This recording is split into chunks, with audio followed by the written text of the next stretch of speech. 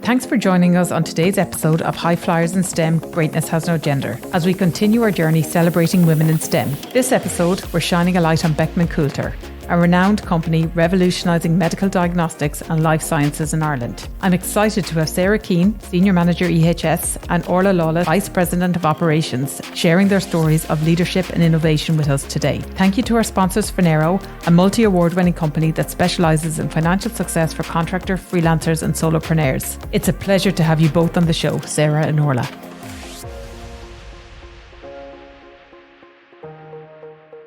I'd love to kind of start. Tell me a little bit about how you got your journey into STEM. What got you to where you are today and what inspired you to kind of pursue a career like this? So I would say for me, I never had a mad plan, which is very unlike me because I have a plan for everything now at this stage of my life. I definitely progressed through school, giving up subjects that I wasn't that good at. You know, so it was more a process of elimination than I want to do this.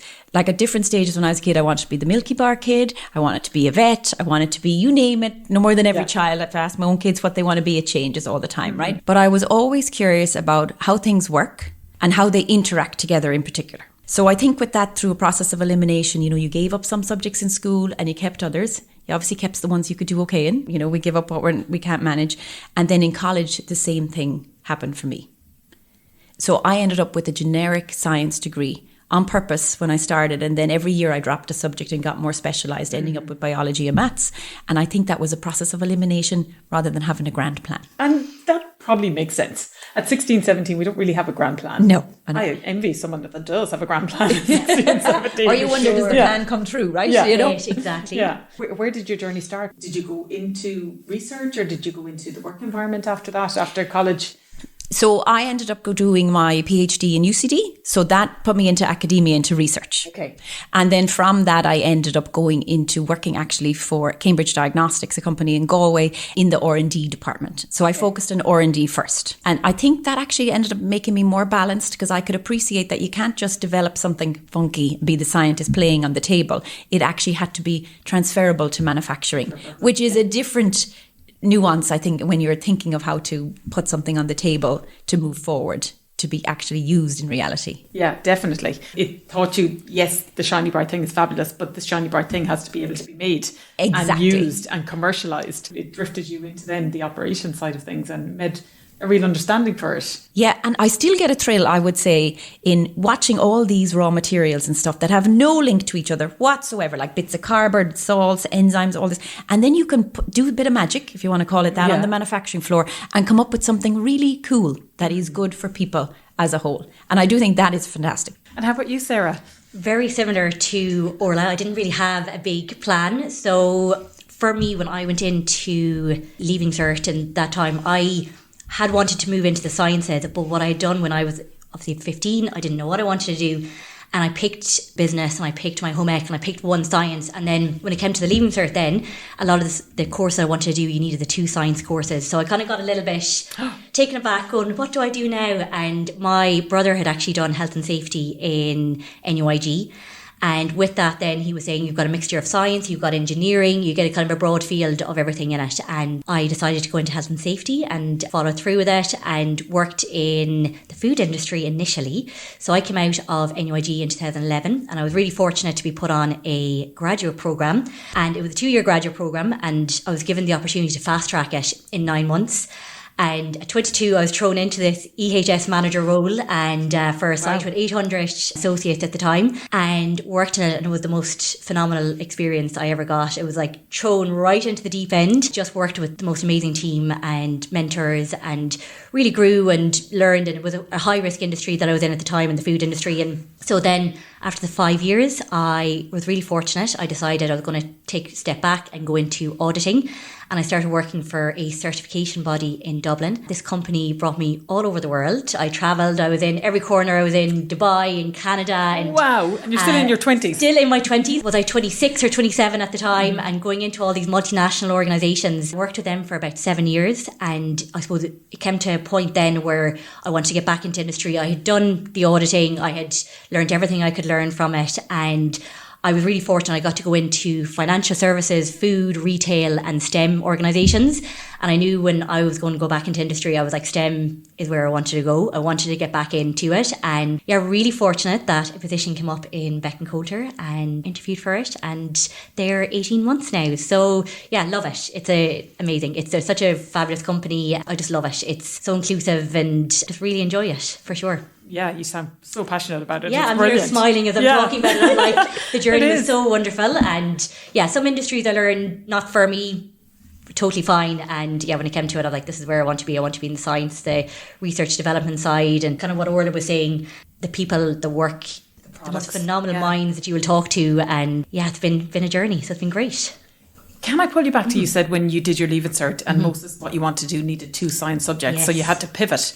What did you want to do? So initially I was looking at the likes of genetics, radiography was something I had down as well. Okay. So they were kind of the 2 that I initially had down, and as I looked at them, unfortunately, you needed the 2 subjects. So I was kicking myself at the time because I loved chemistry as well, but at that age, I skipped TY and I was 15. I didn't know what I wanted to do. So I was like, I'll just pick one of everything. But worked out for the best. And it's one thing I'd always even say to the likes of my cousins and family doing the Leaving Cert. I was like, what you pick even when you go to college, if you want, you can be whatever you want to be. We're going to be working until we're in our 60s. So you can go off and you can do masters, PhDs, whatever you want. That if you have a goal and you want to be somewhere, don't let the Leaving Cert and don't let that discourage you. Choice. Yeah, exactly. Yeah. Because you can get into it eventually. I think the world is your oyster when it comes to studying and getting into the industries that you want to get into. So, yes. And I love what you said, Orla. It was a matter of elimination. You picked what you like and what you're good at. That tends to be a starting ground for most people. You kind of have to, unless you're so driven that you know exactly what you want in the subjects that are there. But even now, like, people have so much choice to flex. Like, when I was in college, it was nearly frowned upon to repeat first year. You know, it was nearly like, did you make the wrong choice? Did you waste the money or the opportunity? You know, now it's fantastic. It's like, come in and do a generic 1 year and then go somewhere else. Like, you could have definitely got in those courses now, I'd say, Sarah, even if you regretted the subject as such, there would be another angle, right? It is brilliant now. People can move anywhere. You learn process of elimination, and even if that process tells you I'm not on the right path, that is a gain to know now, and then you move on. Absolutely. It's so flexible. So flexible. I remember back when I was doing this, there was so many. It was like, do you want to do teaching or do you want to do science, or would you, which of these 4 choices would you like? You know, and now you're like, you know, as you said, even at Leaving Cert now, even at the end of college, you can pivot, you can change. I spoke to another lady that was in here, and she said, you know, a lawyer is now working in her team in quality because they are phenomenal problem solvers. You know, and they've pivoted into that, and what they did in college was law. You know, so there's so many options now. It's brilliant. When you think about role models growing up and how they shaped your career, you know, you talked about radiography. Can you think back to anyone in particular that has really shaped? I would always say, I've been asked this question a few times before, so I have the most phenomenal aunt who, when she was 19, she was about to head off on her career journey and she was becoming an air hostess. And a couple of weeks previous to that, she was unfortunately in a car accident and she was left paralysed from the waist down. So she is the biggest go-getter in life, like nothing stops her. So left paralysed, and my grandfather was a mechanic, and the day she came out of hospital she was like, have a car ready for me that I can drive. She learned to drive, she went off, she met her husband a year later, she now has her fabulous daughter. She still works and she's so phenomenal. What she's always said is things can happen in life, it can bring you down paths you didn't expect, but beautiful things can come out of it. So when it comes to the career, if you make a wrong journey, and it has happened before where like that, maybe I've gone for interviews and I didn't get the job, I would talk to her afterwards and she'd just be like, do you know what? She was like, maybe it wasn't for you. Something else will come out of this. And she's always just, my whole family would have that mindset of what's for you won't pass you by. And it's really been driven by her. Like, she's just, if you even talk to her, she'd even say that night with the car accident, there was 7 times where she wasn't meant to be in that car and she was in it, and she was there, and her life has turned out gorgeous, and she has her beautiful daughter, and we're all so close to her. And she's just really put that mindset into us that, yeah, if something happens, life can get tough, and it does get tough for a lot of people, but if it does get tough, just keep going, and there'll always be light at the end of it, and something beautiful can come from it. So yeah, for sure. What a great attitude. I want to meet her. I want her to be my auntie. If you met her, she's just so phenomenal like that. You'd come down to her and she'd be hopping in and out of the car, and there's nothing that she can't do. Yeah, exactly. And she just really, she put that mindset. So she came out of hospital, I think, about 2 months before I was born. She's my godmother, and I was saying before coming in, like so many people have mistaken us for mother and daughter growing up because I was by her side for the whole time. Yeah. She's so inspiring and she's fabulous, and I would always say my number one role model. And yeah, she's you wonderful. Can't be negative when you have an aunt like that. No, oh my God, no way. There's no room to say I can't do it. Like. She won't allow negativity, so you can kind of go into her, and sometimes she'll listen, and like that you can have a bit of a bad day, and she'll be like, yeah, grand, okay, move on now, come on, let's go. And yeah, she's fab. Let's have the whinge and then that's it. Exactly. So yeah, I think, and in general my whole family would be quite like that then as a result. So even so, when you spoke about your brother saying, okay, you've one side subject, what about try this, you know, exactly, there's always someone that has an opening in some way. I was even telling her this morning, and she was sending me voice notes coming up and everything, and she was like, you're going to do amazing. She was like, you'll be fab. I was like, thanks very much. So yeah, she's wonderful. She sounds wonderful. She's absolutely. like your cheerleader in the background, Sarah. For sure. Yeah, no, she is. Like, she's everyone's cheerleader, and yeah, it's fab. She's really lovely woman. So okay, what a role model. Absolutely, for sure. Beat that, Orla. I know. You should ask me. I know. Yeah, I would say, like, you meet loads of people throughout life, right, who are encouraging, and in particular some teachers, right, because you're not going to do a subject that you're not going to enjoy. Right, so that they do influence you, and I'm not sure if people always realize how much an influence they have on what subjects you choose, which then influences your path. Absolutely. You know, whether you're going to enjoy the subject or not. I would say there's loads of different people. My family would be a very practical family, I would say. Get on and do it. And negatives that happen, like you were mentioning health ones or life in general. Like, same with work.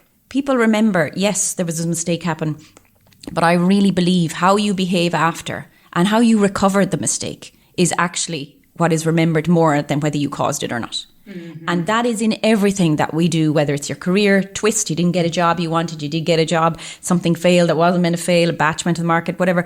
How you behave after is what people remember. They don't usually talk about the person who caused the problem. They usually talk about the process that caused the problem, but they do talk about the person who recovered. Yes. And the solution and the attitude you bring to absolutely, something like that. And how you rallied, how transparent you were, what sort of culture you brought to that panic that was there, what team members you brought along, who you gave credit to, etc. And I think that is the teller of a real person who understands the problem they're trying to solve, and a real leader. Yes. Rather than honing in on the problem. Yeah, I think so. You know, any journey that you go through, as you say, even when you speak about your aunt and her journey, it's how you embrace that. It's how you go through it. What happens on the other side with anything that happens? It's the learnings. It's how did you manage it? How did you cope with it? How did you get through it? Not what happened and who did it. Because there's going to be loads of blips. Yes. Absolutely, everyone can remember. You know, I'm sure there's loads of questions about anything that ever happened that you regret or you could have done better. Of course we do. But the question is, what did you do about it? Then, I'm not sure if either of you ever suffered from imposter syndrome. It doesn't sound like it sitting here. But did you ever suffer from imposter syndrome? And how do you overcome something like that if you have done? I definitely did. When I went into the food role, and being put into a management position at 22, I felt like I was so thrown into the deep end. But I suppose it was such a learning for me that it's important to ask questions. That's the biggest thing, that sometimes you're not going to know everything. And even when you're in a leader position, you're not going to know everything. You can't know everything. And it's having the ability to ask the questions and be inquisitive and deep dive in. And I had such imposter syndrome. Like, I couldn't even explain. I used to go into work some mornings and have all these teams and people lining up talking to me. And 22, I didn't know. I will say I didn't know anything. Like, it was very clear. At 22, you don't know what people were looking to me for these solutions. But I had a really phenomenal group manager at the time, and such a lovely, he was a gent of a man. And I used to ring him every day, and we'd be on the phone for hours every day. I'm like, what do you do here? And he just, like that, always said, just ask questions and listen to people. That's the most important thing. Ask and listen. And it took a couple of years for me to kind of get out of that mindset and then eventually I felt, no, I'm confident now. I know what I'm doing. But early on in the career, for sure, did have that imposter syndrome. So listening, not afraid to ask questions, asking for help. Exactly. Is what helped you overcome that. And I don't think anybody has an issue with it. I think it's more of I suppose we're a little bit nervous about doing that, but I only love it, like, for my team to come forward, and if they don't know something, and ask the questions, and we sit down and we go into meeting rooms. And I know in Beckman we have like this really great culture where we do things like dives and PSPs, where we stand around boards and we try and problem solve, and you have people from all these different departments coming together and working on a problem and trying to solution them together. And it's so important in the workplace to be able to do that, to be able to just keep talking and keep listening to people and taking on board feedback. Yeah. And you spoke so passionately about your current manager earlier as well, and the relationship you have with him. So he obviously is another big advocate of yours as well. Oh, for sure. So my manager, Tom Finnegan, and then I'd also work with David O'Sullivan, who is the site lead. Both of them are incredible. So I think from very different personalities. I know Orla would know the two of them. They're very, very different personalities. But for the likes of David, he's a person who listens, takes everything in. He knows before he comes to a conclusion, he has full facts. And I think that for me, that was probably a big learning, because I come from like that, the auditing as well, and so taking in. But when you're working in EHS, you've kind of got the mindset of sometimes you're pushing your ideas onto people, like this is the right way. And he's really been encouraging to take the step back and listen and be 100% before you, I suppose, make that decision and be accurate. And he's very solid like that. And we'd have great conversations together. And Tom then as well, he is so fun and he brings the life where sometimes, again, in EHS, you can be a little bit overwhelmed about things, and you go over to him and again, he'll be very like, it's okay. We'll work through this together. It's fine. We'll come out the other side. And I have to say both of them balance each other out as well. They're very different, but they do balance each other out, and they're amazing to work for. Brilliant. Yeah. Okay, brilliant. What about you, Orla? Any imposter syndrome of the... I think everybody suffers from imposter syndrome to a certain extent, and you can call it a fancy name or not. I don't really love the words, I'll be honest.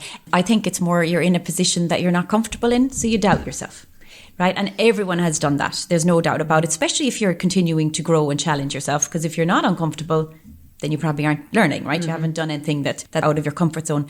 But we did an event last year, or maybe the year before, for DE and I on site. Everyone's doing quite a few events. And we did a thing on imposter syndrome. And I thought it was very interesting. Someone in the crowd asked about imposter syndrome, actually. And the guy on the panel asked, could he speak? And I won't mention his name, but he won't mind me telling the story. And he goes, why do you think it's a female thing? Because that is not true. And the question had been, had any of you ever suffered from imposter syndrome? And he was quite vocal. He goes, I have definitely suffered from it. It's not a female thing. It's about any of us doubting ourselves and trying to be better and in a new role, etc. And he had big shoes to fill. He had taken on a new role recently. But he was very sure, it's for all of us. And it means we're growing. And that is a good thing. Absolutely. And that is okay. I 100% agree with that. I don't think it's a gender thing. And I know, even from speaking with my own colleagues and family, everyone suffers from it. Of course. It's definitely not a female thing, but it's a learning thing, I think. Absolutely. Exactly. Yeah, be comfortable being uncomfortable, and that is okay. Yeah. Not every day. But, Not every day, yeah, exactly.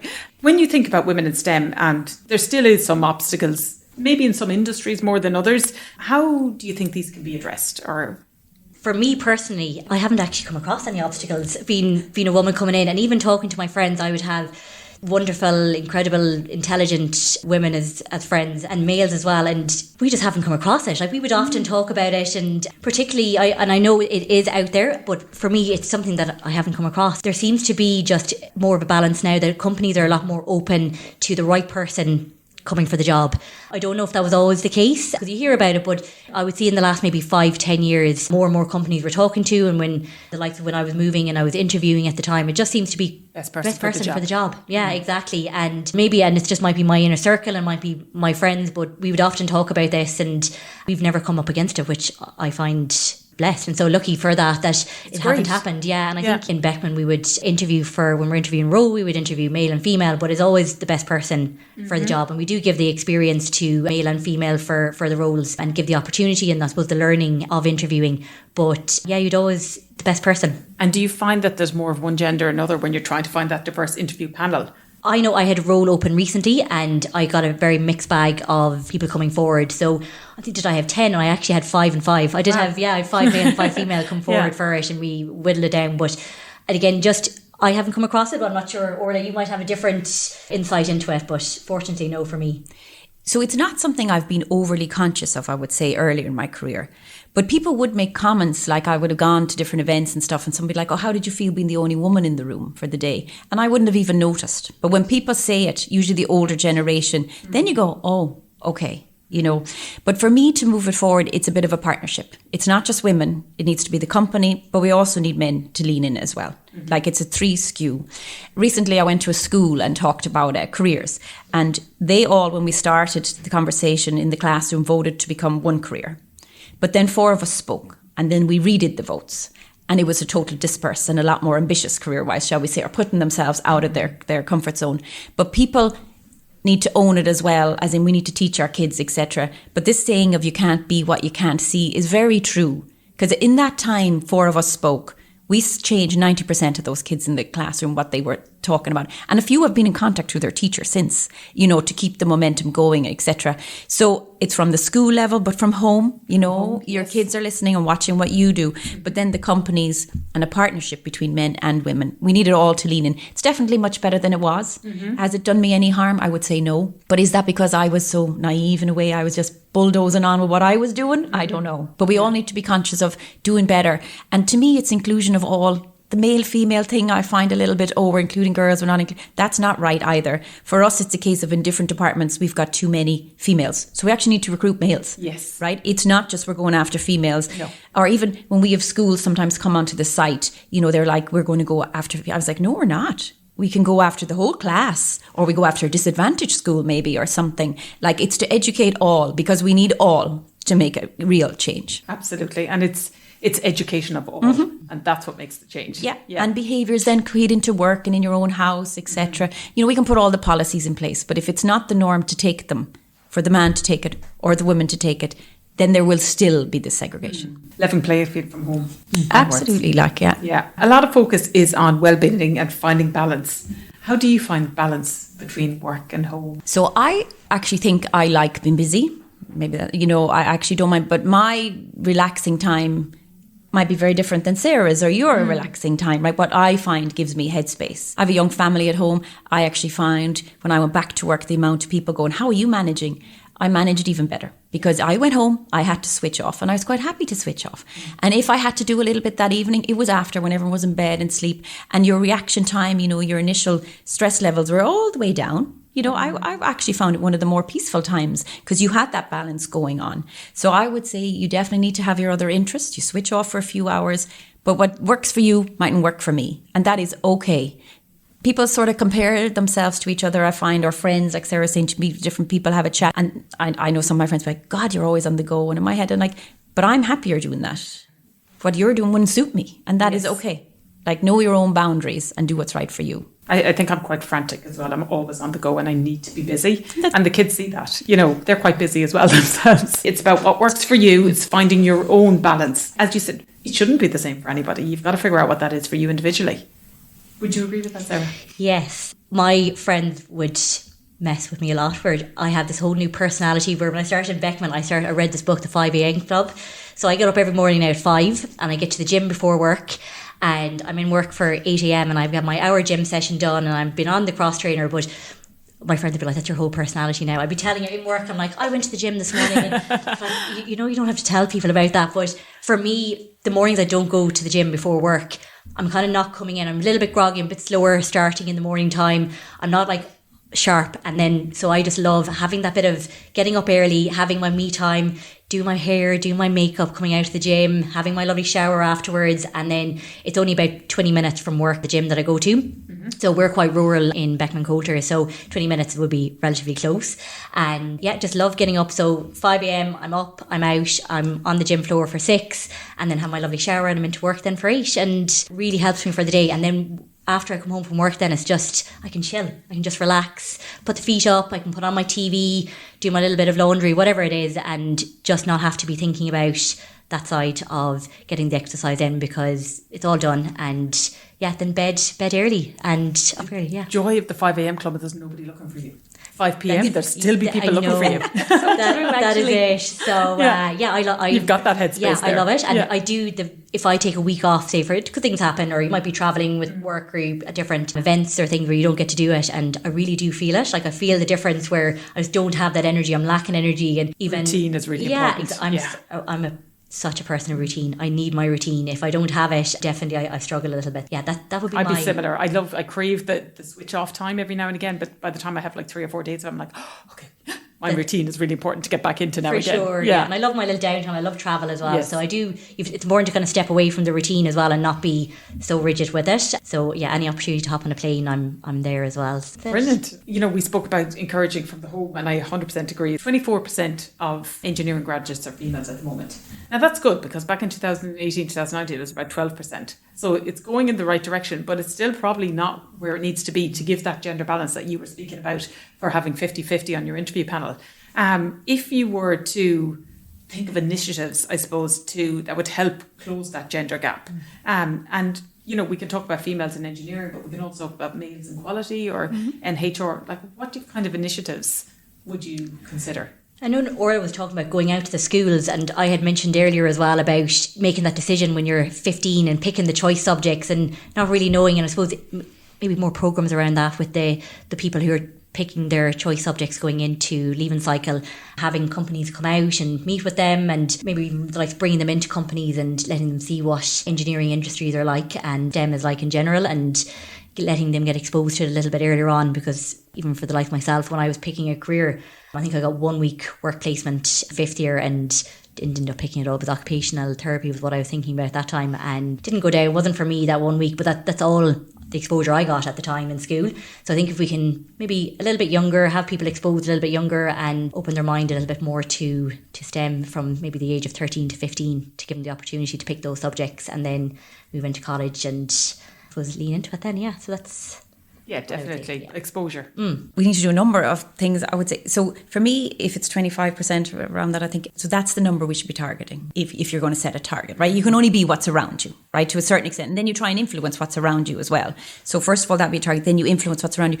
So a number of the initiatives I find anyway work are people come into the workforce with their degree or no degree, depending what job they come in, and they don't know what they want to be when they grow up. Like, do we know ourselves? Like, yes. You know, and we're well and truly grown up, right? Yeah. So I do think people get a lot of exposure in work. And then when you offer those degree courses through work, you will find a different age profile and people who actually know that they want to be, you know, they're at that stage, they can see it, they can feel it, they want to get there. So we've had a number of people change careers that way. As in, we're encouraging them to go through, male and female now, I will say, but from our filling lines, etc., or they want experience in buying, planning, etc., and they will get their education through work. And you can definitely encourage and influence there with what you make available as a facility, you know, as a company, as well as the school links that we're doing and the mentoring and that sort of stuff. And Beckman are brilliant for it. You can put your head up and say, okay, I'm in operations, but I'd love to see what quality is like, or maybe move in. Sure. There's no problem. That's exactly what you spoke about. It's that head up going, you know, maybe I'd like to try that, or I could be better in this area, or, you know, that really interests me. But just that exposure. And if you don't like it, that is okay. We do some 6 month sabbaticals and stuff like that, you know, filling a maternity leave, say, or something, right? Yes. They're golden opportunities for a knock-on for development. And it's okay, you're committing to the 6 months, but you're also saying, I want the option to be able to go back. And then the conversation is had. Yeah. And, you know, I always find out learning what you don't want to be as valuable as learning what you do want to be, right? It's another one of my process of elimination, putting it off the list. And that's okay. I think that's nearly more important. What I don't want, or what I don't like, or what I don't want to do is really important. Yeah. So I'm discussing it with my 12-year-old at the moment, deciding which sport you're going to give up, because we cannot do them all. Yeah. But the process of elimination here, you know, what do you love the most? But you can still do 2 or 3 of them, not 10. So it's important to make those decisions early. Yeah. How important is mindset when it comes to a successful career in STEM? So I definitely think, but probably in all careers, but a bit more, you need to be willing to fail. Okay. There's no doubt about it. And I don't mean personally fail, but as in, say you have a theory you're testing, or you're developing a product or something, and it's going to work this way in your head, but then you prove it doesn't work that way. That is a lesson. And you need to go, that was a good day. I learned something today. This is good, rather than my theory doesn't work, head down. Like, there is a case of you need to enjoy the learning. It's a bit of a journey, and not be like, this is the end game. Obviously, if you're working for a big company, they want the end game. But each bit you're learning is a piece of the jigsaw puzzle that ends up with that jigsaw. That's that product at the end of the day. So the negatives, or the non-proof of hypothesis or whatever, are also just as important as the ones that do come true. Okay. Yeah. So you got to be willing to twist and pivot. If that's not working, you've proven that, and well done to you for proving that, because at least we didn't go any further. Yes. And then you move forward.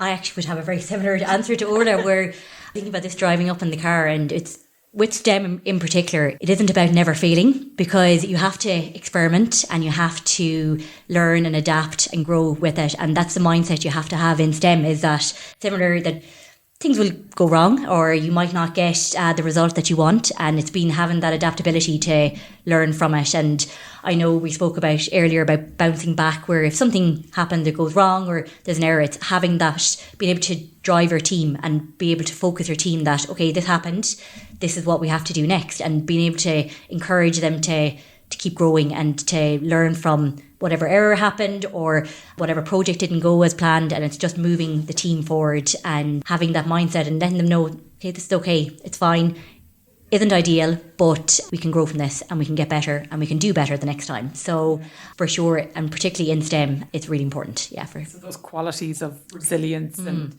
bounce back and be able to pivot and change and look at bright side, for want of another word, from something that does go wrong. What have we learned here? What will we do differently next time? What strategies have helped you keep that resilience and that constant learning and changing and adaptability in all aspects of your life, I guess, but especially in work? I do think you need to be comfortable with failing. And once you do that, then you are resilient. Yes. Yeah. You know, you need to be happy that I haven't failed, I've learned something. And that is okay. And that comes from experience, doesn't it? Like, you talk about a strategy. Is it a learning? I think, though, it comes from being in a safe place. That it's okay to fail, right? You know, and the company and the environment and the leadership, I think the empathy that Sarah mentioned, that all feeds into that, right? It's okay to fail because you're in a safe space, but you're okay with it personally, but also your work environment are okay with it. Because if it's not, like, we have a saying that you blame the process, not the person. And we absolutely do that. I have to say, you will never see a root cause somebody did something wrong. You will not see that. And you will not see a name. You will see the process wasn't pokey-oked or, you know, something like that. And that comes from all levels in our company, from the president all the way down. I would definitely say that. And the mistake might cause like a cost a fortune or cause quite a big issue. But even still, you'll see. Now, if you do it 2 or 3 times, you will see. This is when, you know, you will see things happen. But it's a safe space for yourself, as in you let yourself go, as in I've learned something, but a safe space for your environment too. It comes from the empathy of the leader. We spoke about the level playing field and that there's still a long way to go, and, you know, but we're getting there, and there's definitely moves in the right direction across the board on gender. But if you could leave our listeners with one powerful message, what would that be? I know we spoke about it earlier, that in life and in your career you can be brought down these roads that you mightn't expect, but it's remembering that you are paving the way for the future generation behind you, that even if you make errors or mistakes, it's all for future growth and development. I would say it's good to have a plan, but if you don't have one, it's okay. And if your plan isn't working out, that's okay too. Just reset it and readjust. You know, people talk about what you want to be when you grow up. I know we were joking about it earlier. We probably don't even know what the jobs will be that our kids will be in. We actually can't imagine them. So asking them what you want to be when you grow up is the wrong question, because we actually don't know what they are. I think the question more needs to be, what are you interested in? And then as a result of you being interested in it, you're probably good at it, more than likely, right? Because you'll spend more time at it. So what are you interested in and you're doing pretty okay on? And I think that's the direction we need to send our children and the future generations into. And colleges are adapting to that now, as in they've got the wider span and you can change and you can flex. But we need to encourage people, it's okay to flex. And it's okay whether you want to do it through an apprentice, whether you go to college, through your working, whether you want to go to university, whatever way you get there, doesn't matter. It's more about what do you care about, what are you interested in. Thanks, ladies. That was lovely. Thanks for tuning in to this episode of High Flyers in STEM, Greatness Has No Gender with Beckman Coulter. Next up, we're sitting down with Pauline Guinan and Aisling Horan from Novo Nordisk, 2 leaders transforming healthcare innovation while shaping more inclusive workplaces. Enjoyed this episode? Don't forget to like, subscribe and share. Every listen helps us spark ambition in women and young girls considering careers in STEM. Thank you once again to our sponsors Finero, and until next time, remember, keep aiming high, because greatness truly has no gender.